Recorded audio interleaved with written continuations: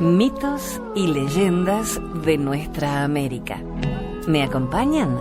Soy Jenny de Bernardo.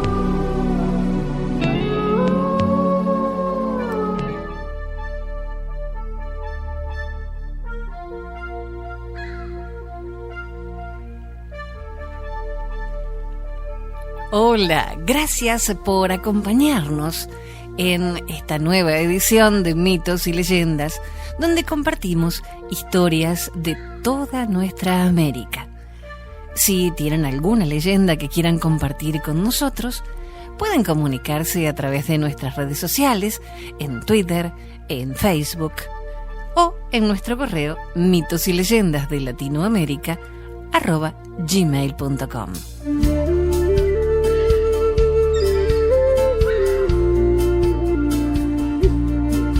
Rafael Armando Rodríguez Gutiérrez Tomado escribió esta leyenda: Las hormigas de Nandayure. Lo hemos extraído de Leyendas ticas de la tierra, los animales, las cosas, la religión y la magia, compilado por Elías Celedón.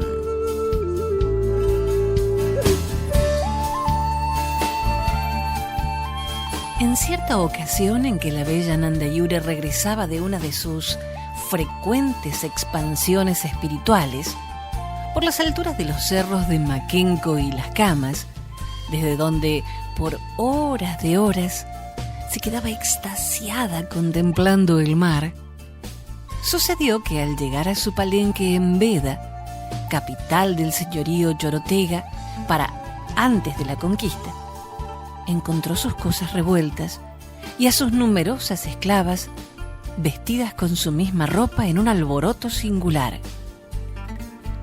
Y sucedió que, indignada, montó en gran cólera y arrojó de su lado a las servidoras que tan mal uso hacían de su libertad en la ausencia de su ama y señora.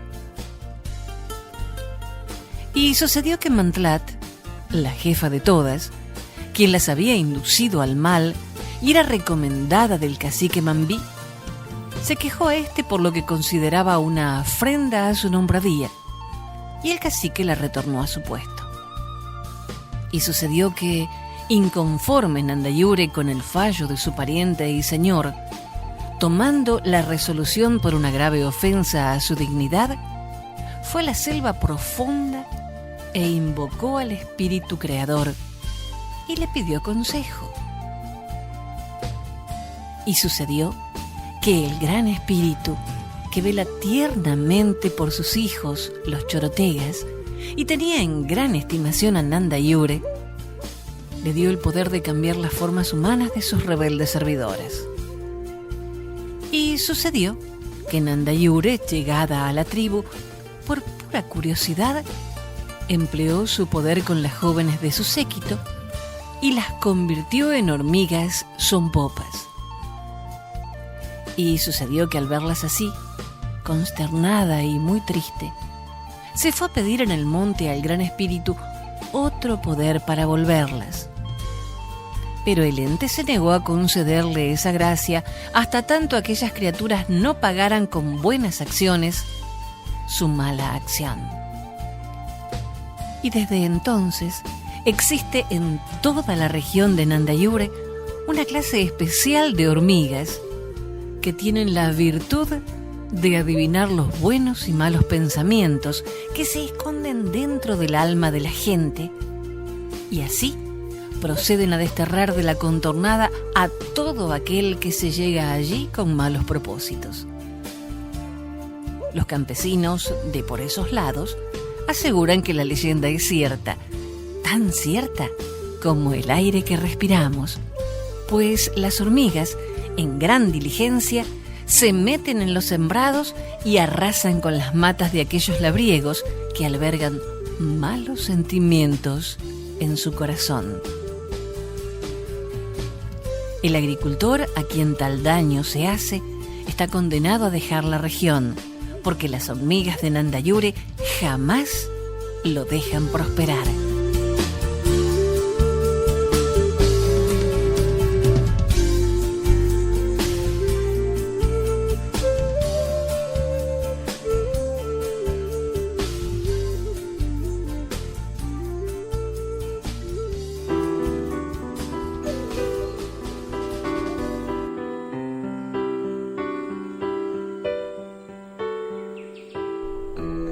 Jemina es una amiga cubana que reside en California y nos hizo llegar esta leyenda de su tierra, Camagüevax y la princesa Tínima.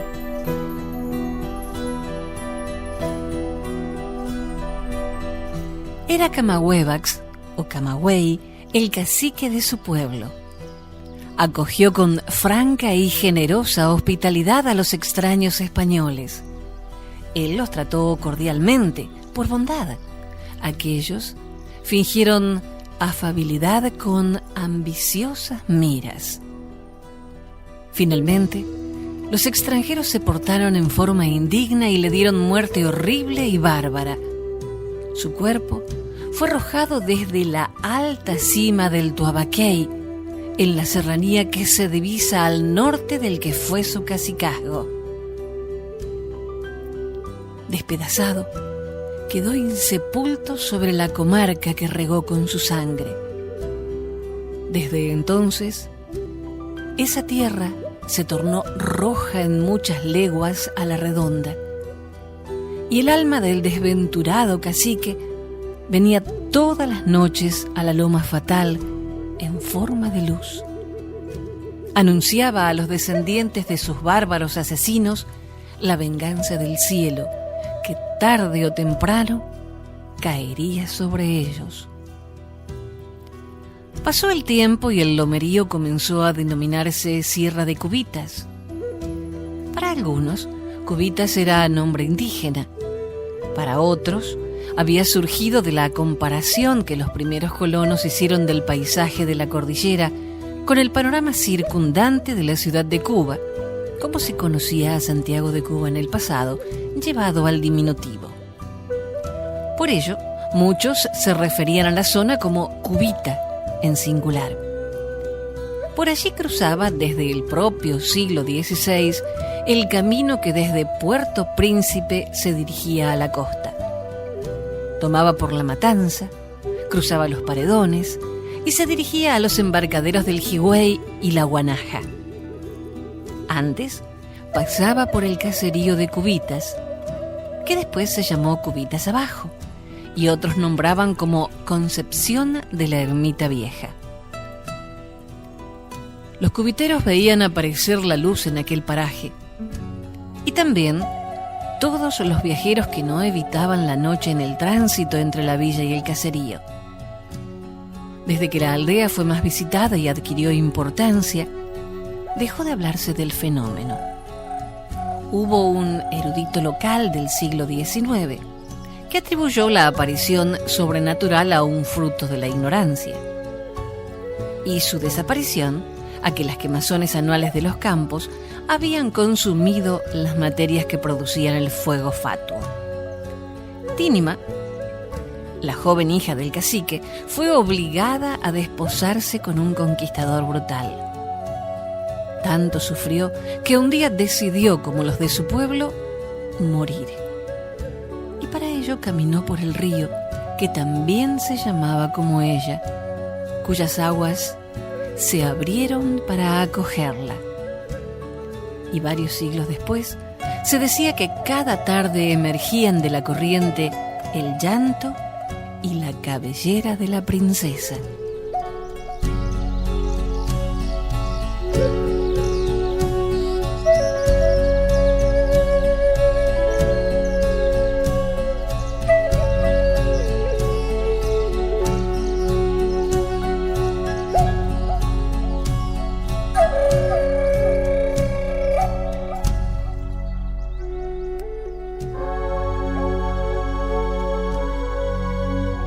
Les voy a contar ahora una leyenda araucana escrita por María Teresa Didio. Se llama El Pehuen Errante.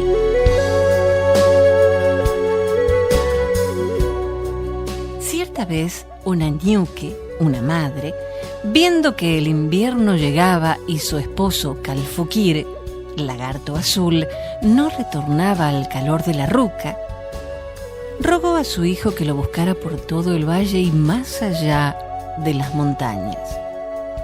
El joven Coná, provisto de alimentos y abrigos, inició la marcha en el frío ambiente. Un Un día, por fin, vio un pehuen y decidió hacerle una ofrenda, dejando su calzado de pieles sobre una de las ramas. Prosiguió su marcha y se encontró con una tribu hostil. Le robaron y lo ataron para que Trapial y Nahuel, el puma y el jaguar, lo devoraran. La madre salió en su búsqueda. Encontró primero a su esposo Calfuquir, que yacía moribundo. Mientras, el joven vio en la lejanía un pehuen.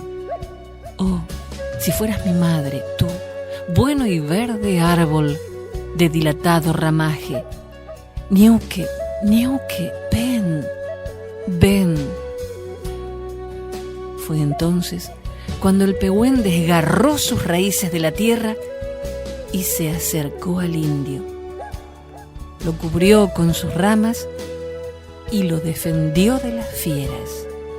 Mientras, al llegar su madre, lo desató y agradeció al árbol su bondad.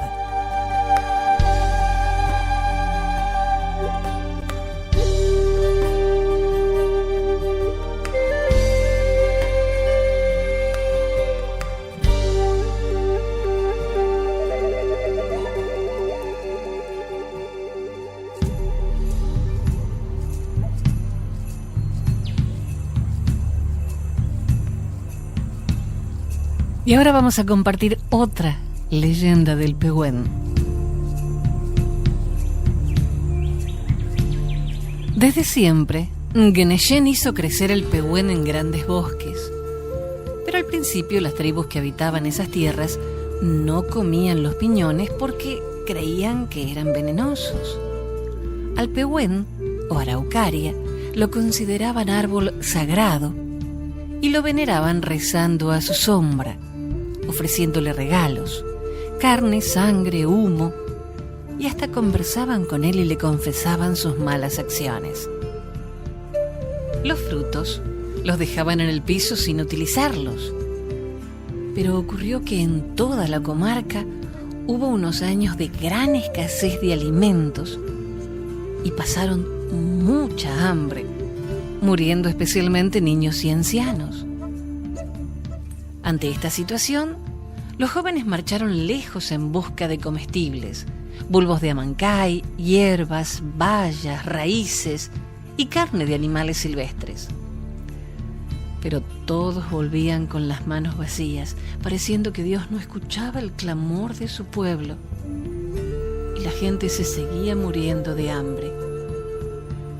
Pero Guenellén no los abandonó. Y sucedió que cuando uno de los jóvenes volvía desalentado, se encontró con un anciano de larga barba blanca.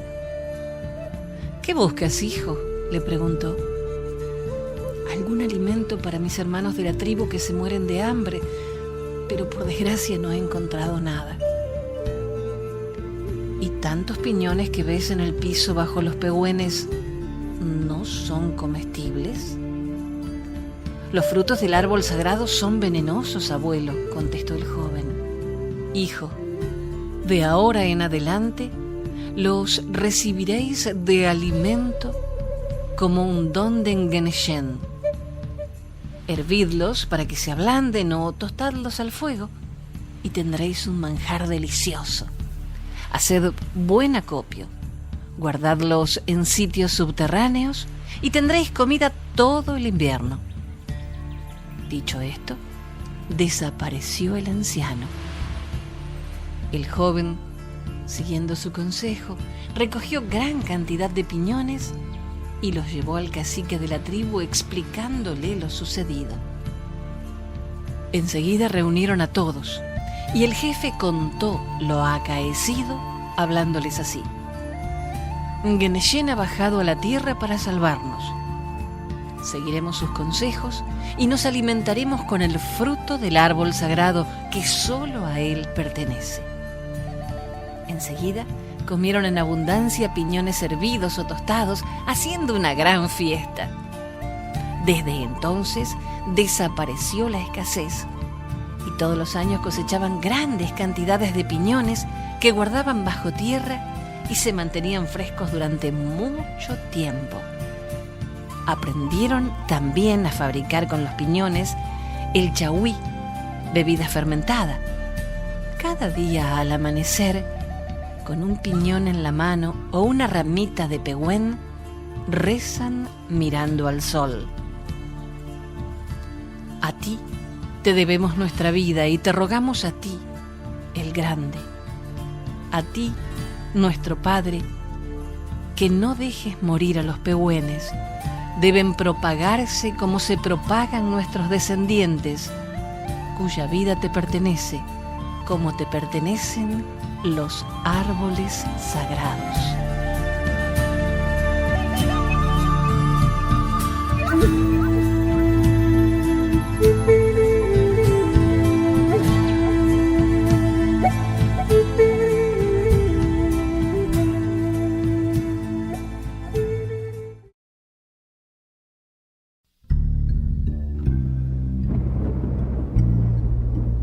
La montaña de maíz, una leyenda azteca. Los dioses se preguntaron ¿qué podrían comer los hombres? Un día, Quetzalcóatl encontró una hormiga roja en los alrededores de Teotihuacán. La hormiga llevaba un grano de maíz. Muy interesado, Quetzalcóatl le preguntó dónde lo había encontrado. En un primer momento, la hormiga hizo como si nada pasara y prosiguió su ruta. Pero frente a la insistencia del dios, ella respondió que lo había extraído de la montaña de nuestra alimentación y lo invitó a seguirla. Pero Quetzalcóatl era demasiado grande para entrar en el lugar como otras hormigas. Entonces, debió recurrir a la magia y se transformó en hormiga negra. La hormiga roja lo esperaba en el interior y lo guió hasta el lugar donde se encontraban montones y montones de maíz. Después, ella lo ayudó a recoger suficientes granos para compartir con los otros dioses. El gran Quetzalcóatl le agradeció y se fue. Quetzalcóatl llevó el maíz a los otros dioses, quienes más tarde lo dieron de comer a los hombres. El alimento era bueno. Había necesidad de más maíz, pero era una tarea fatigante transformarse en hormiga para llevar los granos poco a poco. Quetzalcóatl intentó llevarse la montaña entera, pero no tuvo éxito. Los dioses pidieron entonces la ayuda al divino Oxomo y su mujer, Zipactonal, para que ellos adivinen la suerte. Ellos le revelaron que si Nanahuatl lanzaba el rayo, la montaña de nuestra alimentación permanecería abierta. Los tlacotas, los dioses de la lluvia, descendieron y comenzó a llover mientras que Nanahuatl lanzó el rayo sobre la montaña, que se abrió, dejando libres los granos de nuestra alimentación, maíz y judías, que los dioses aportaron a la humanidad.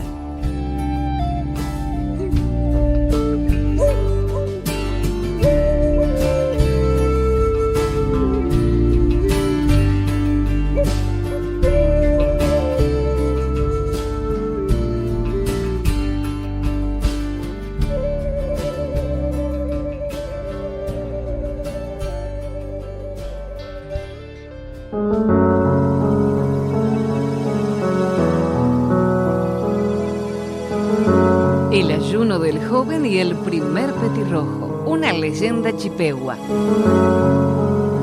Cuando el hijo único de un hombre viejo llegó a la edad del gran ayuno, su padre trató de asegurarle que tuviese un buen espíritu guardián. Deseaba que el joven tuviese un carácter que le animase a sobrepasar a los demás hombres de su tribu. Así, se encargó de ayudar a su hijo para los preparativos del ayuno y para que se purificase y limpiase, incluso las uñas de los dedos. Y planeó que el joven ayunase más que lo habían hecho otros hombres de la tribu, hombres famosos por su sabiduría y su bravura. El joven se bañó varias veces en su aposento y luego se tiró a la corriente vecina. Frotó su cuerpo con ramas de abeto para limpiarse y purificarse para el largo ayuno. Mientras, su padre le construyó una cabaña lejos del resto de la familia y de la aldea y le colocó una manta limpia en el suelo. Ahora, permanece quieto sobre esta manta, dijo el padre al joven cuando terminó de bañarse. Aguanta como un hombre. Cuando pasen 12 días te traeré comida y te daré mi bendición. El joven obedeció el mandato de su padre. Permaneció quieto, con el rostro cubierto, y esperó que la voz del Espíritu le enviase su mensaje. Todas las mañanas, su padre le visitaba para darle ánimos y recordarle cuánto honor y fama alcanzaría si lograba ayunar 12 días. Durante 7 mañanas el joven no contestó a las palabras de su padre. Permanecía sin moverse, sin dar signo de descontento. Pero la mañana del 9º día de su ayuno habló con voz débil. Padre, he soñado que algo malo me va a suceder. Puedo romper mi ayuno y luego más tarde volver a ayunar. Hijo mío, dijo el padre, no te das cuenta de lo que estás preguntando. Si ahora te levantas, perderás toda la gloria. Espera pacientemente un poco más.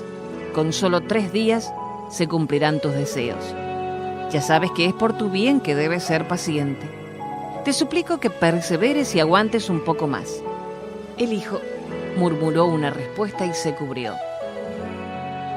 A la mañana 10ª no se movió cuando su padre le visitó, pero al 11º día repitió su petición. Déjame romper el ayuno. El padre le contestó casi con las mismas palabras de la vez anterior, añadiéndole solo una promesa. Mañana yo mismo te prepararé la comida y te la traeré. El joven permaneció silencioso, quieto, como si estuviera muerto. Nadie hubiera podido decir que vivía, a no ser por un ligero movimiento de su pecho. A la mañana siguiente, el padre alegremente preparó la comida para su hijo y se apresuró a ir a la cabaña. Estaba seguro de que su hijo había sido bendecido por una visión y por el espíritu que le conduciría a la grandeza.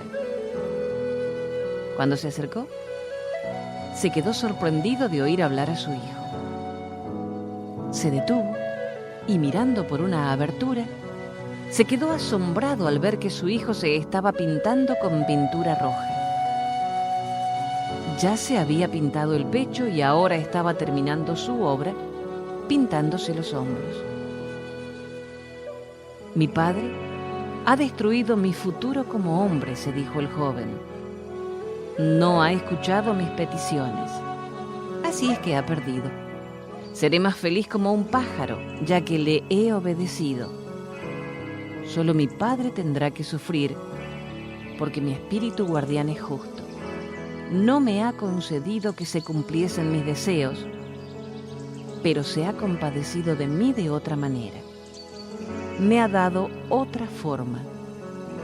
Ahora tengo que irme.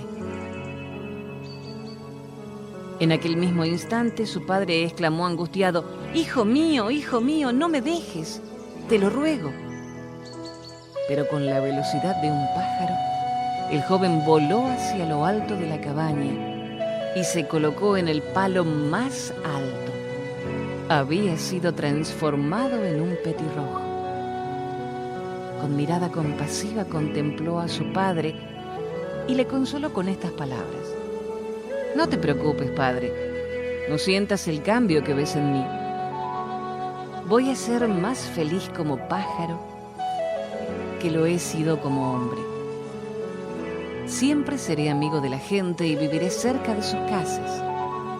Siempre estaré alegre y contento, y aunque no seré el gran guerrero que deseabas que fuera o el sabio consejero, Seré el mensajero diario de la paz y de la felicidad. Te alegraré con mis cánticos e inspiraré a otros la ligereza y la alegría que yo siento. Esto será en lugar de la gloria que deseabas para mí y que esperabas de mí. Ahora estoy libre de los cuidados y de las penas de la vida humana. Encontraré el alimento en los bosques y en los campos, y mi camino estará en el aire y el sol. Y estirándose con delicia por tener alas, el primer petirrojo se puso a cantar una de sus más dulces canciones y salió volando hacia la arboleda próxima.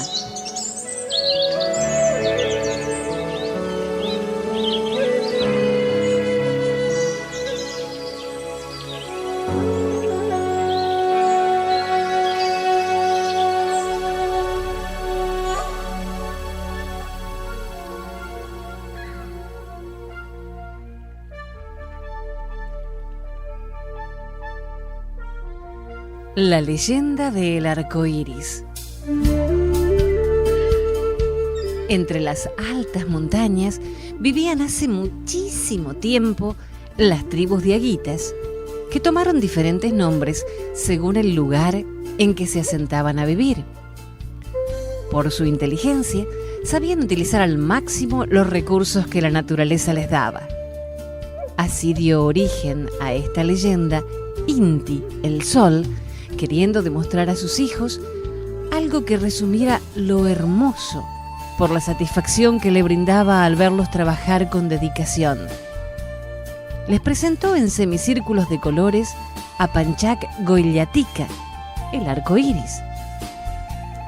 Su vista llena de alegría a quien lo contempla. Después de una lluvia en sus 7 colores, cada uno de ellos simbolizan algo bello, bueno y grande. El violeta representa la memoria de los aborígenes. El índigo, la coca que da vigor. El azul, el recuerdo de los seres queridos.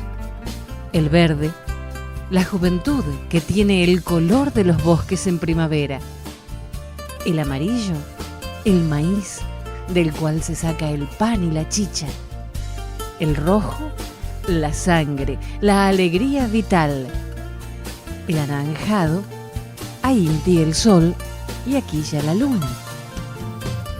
Es un bello espectáculo en el cielo. La atmósfera que cobra transparencia con el correr de las nubes lo disipa. El indio que detuvo su actividad para contemplarlo vuelve con alegría a sus flechas, a su alfarería o a su pucará donde se protege. Vale decir que Panchak Goillatica es un regalo del cielo por el cual Inti, el sol, quiere premiarlo por su constante laboriosidad.